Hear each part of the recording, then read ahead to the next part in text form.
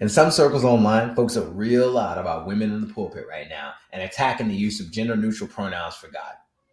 Are these good questions? What's going on here? Let's talk about it. My name is Jonathan. I'm on staff at the university. My kids are all around, and this is EHA Daily. That's Emotional Healthy Activist, just in case you missed it.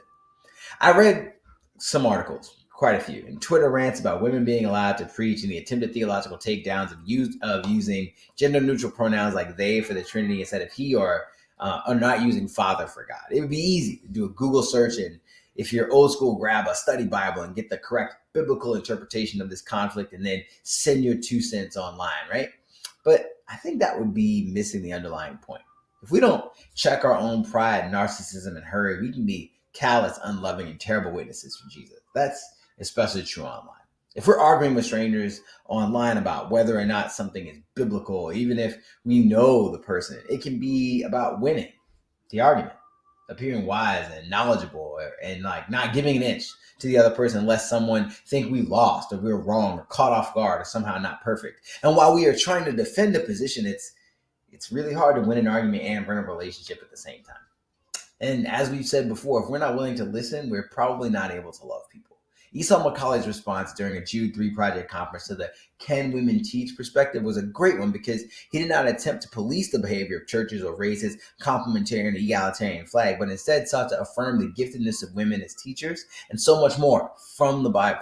The spirit falls on men and women at Pentecost in Acts 2, and that fulfills the promise from Joel that men and women shall prophesy.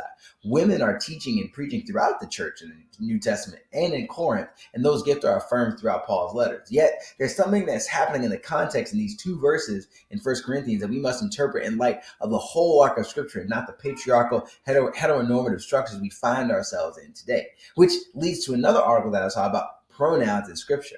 Again, when pride, narcissism, and hurry are at work, what doesn't happen is a genuine questioning as to why and how those who are engaging, even within this article, are bringing up these points in the first place. Unless we are willing to enter into the pain and context of the person we are engaging with, they are not likely to care about our perspective because it's clear we care less about them and more about making sure they know they're wrong.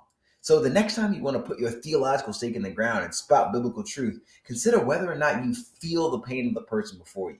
If the answer is no or you're not sure, then consider staying silent and getting to know them better. And when the conversation happens, don't listen with an ear towards the perfect opportunity to drop your truth bomb, but with a heart to know the person who holds something they might need to teach you. Perhaps we'd be like Jesus then, leaving our world to enter into theirs, incarnation. Got questions? Go to patreon.com/IBED. My name is Jonathan. I'm on staff at the university. I'll see you tomorrow.